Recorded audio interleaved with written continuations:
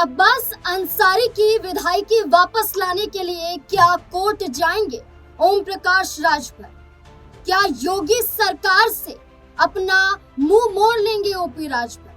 क्या भारतीय जनता पार्टी से गठबंधन तोड़कर समाजवादी पार्टी के साथ हाथ मिला लेंगे ओम प्रकाश राजभर? अब्बास अंसारी पर एक फैसला मऊ की एमपी एमएलए कोर्ट से सामने आया।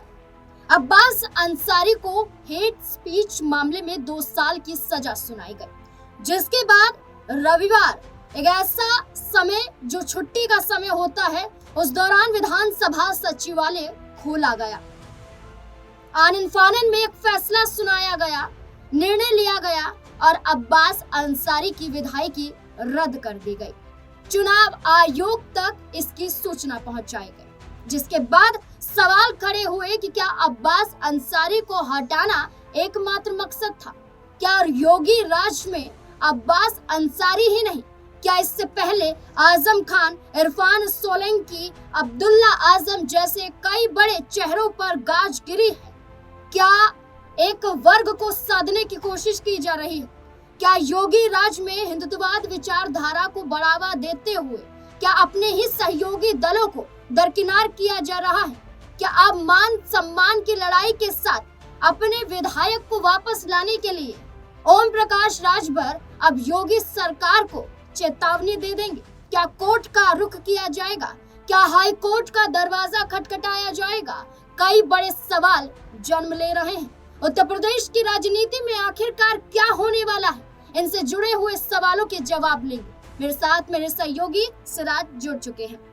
सिराज, अब्बास अंसारी ने जब कोर्ट से फैसला सामने आया तो एक बड़ा आरोप लगाया। उन्होंने कहा कि उनका पक्ष सुना ही नहीं गया था और जल्दबाजी में फैसला सुनाया गया।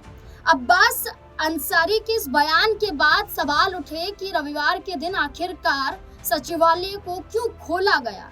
क्या मकसद यही था कि अब्बास अंसारी की आनन फानन में विधायकी रद्द कर दी जाए ताकि राजनीतिक सफर, उनका करियर खत्म हो जाए? देखिए, जाहिर सी बात है नाज़मीन की जिस तरीके से कोर्ट का ये फैसला आया है, ये तो कहीं ना कहीं कानूनी कह सकते हैं फैसला है, इस पर हम हस्तक्षेप नहीं कर सकते। लेकिन जब सचिवालय खोला गया रविवार के दिन, छुट्टी के दिन, तो फिर सवाल खड़े हो गए कि भाई आखिर इसके पीछे की वजह क्या है? क्या ओपी राजभर के जो विधायक है अब्बास अंसारी, इनको कहीं ना कहीं बाहर करना ही एकमात्र मकसद था?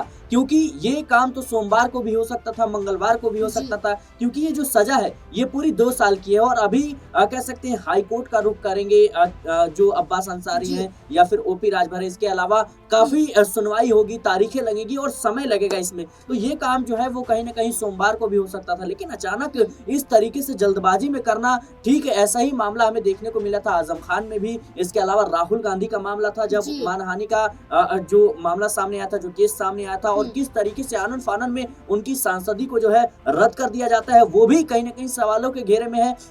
उसके बाद भारतीय जनता पार्टी पर सवाल उठने लगे थे। लेकिन अभी अगर जैसा कि आपने कहा कि क्या अब्बास अंसारी के मान सम्मान के लिए ओपी राजभर जो है योगी का साथ छोड़ देंगे? मुझे लगता है कि देखिए, ओपी राजभर भले ही एनडीए में है, लेकिन उनका मान सम्मान है ही नहीं। वो अब्बास अंसारी को क्या मान सम्मान दिलाएंगे? लगातार कई विवाद देखने को मिलते हैं जहां खोलकर योगी आदित्यनाथ बनाम ओपी राजभर का जो शीतयुद्ध है वो देखने को मिलता है। ओपी राजभर ये कहते हैं कि वो हमारी पार्टी से विधायक थे और उनके लिए कानूनी लड़ाई लड़ना सुभाषपा का दायित्व है। तो ओम प्रकाश राजभर ने तो खुलकर ये कहा है कि जो सीट खाली हुई है मऊ की सदर विधानसभा सीट, इस पर चुनाव सुभाषपा के जरिए लड़ा जाएगा और वहीं उनकी पार्टी से कोई उम्मीदवार बनाया जाएगा और कानूनी लड़ाई भी लड़ी जाएगी। तो क्या सीधा चैलेंज योगी सरकार को दिया जा रहा है? देखिए, मुझे नहीं लगता कि ओपी राजभर के इस बयान में कोई भी कह सकते हैं कि वो एक सम्मान जैसी बात है, क्योंकि ओपी राजभर एक ऐसा नेता है जो अपनी बड़बोलेपन के लिए जाने जाते हैं। हाल ही में वो बयान दे रहे थे कि भाई अब्बास अंसारी को मुझे टिकट देना ही नहीं था, ये तो अखिलेश यादव के कारण टिकट दिया गया, अखिलेश यादव ने टिकट दिया है, मैंने टिकट नहीं दिया। ओपी राजभर समाजवादी पार्टी के साथ मिलकर चुनाव लड़ते हैं, लेकिन जरूरत पड़ने पर फिर भारतीय जनता पार्टी के साथ आ जाते हैं और अब तो मंत्री बन गए हैं। तो राजभर जैसे नेताओं का कहीं ना कहीं ये बड़बोलापन है कि उनकी कह सकते हैं जो क्रेडिबिलिटी है उस पर सवाल खड़े करता है। ओपी राजभर कहते हैं कि भाई पीला गमछा लगा के आप जो है कहीं भी चले जाइए, अधिकारी की मजाल नहीं है आपसे सवाल पूछ दे। अगले कुछ दिनों में क्या होता है हम सबने देखा।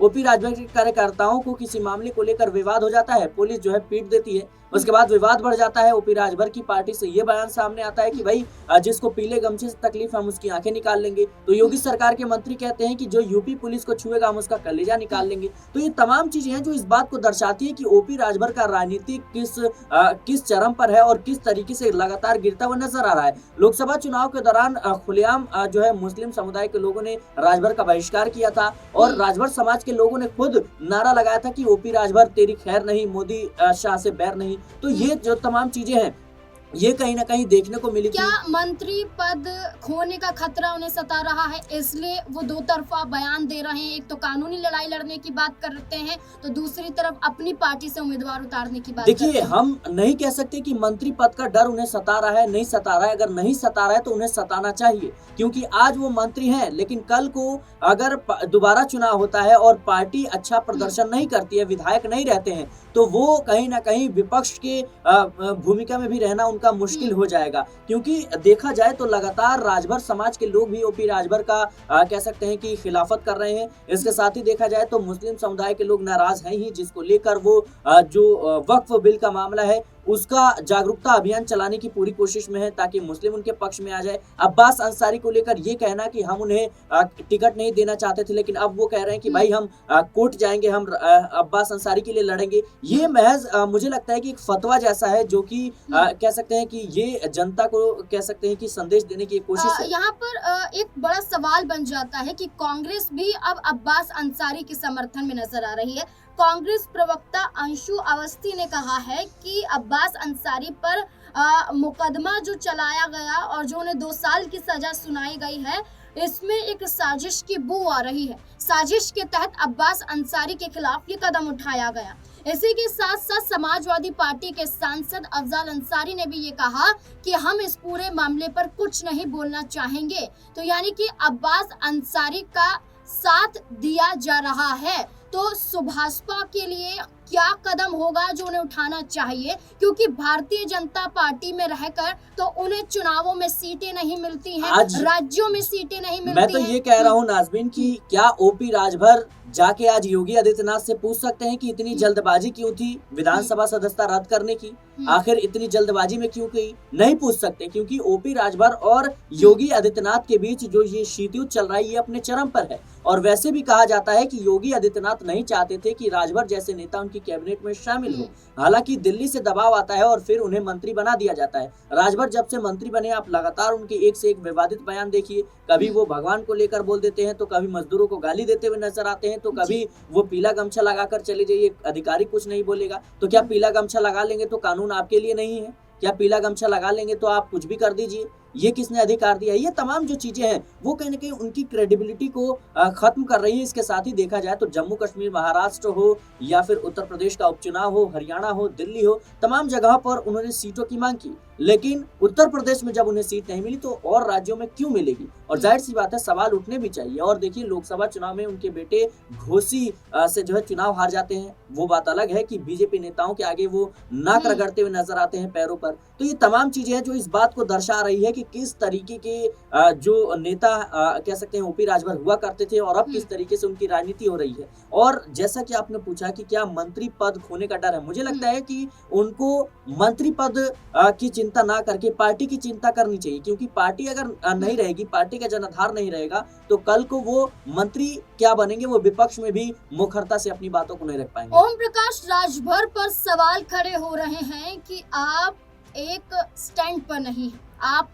अपने एक बयान पर कायम नहीं है। ओम प्रकाश राजभर जहां भाजपा को ललकारते हैं, तो वहीं भाजपा के साथ रहकर अपने ही विधायक के खिलाफ ये तक कह डालते हैं कि वो समाजवादी पार्टी के जरिए चुनाव लड़े थे और विधायक बने थे, वो नहीं चाहते हैं।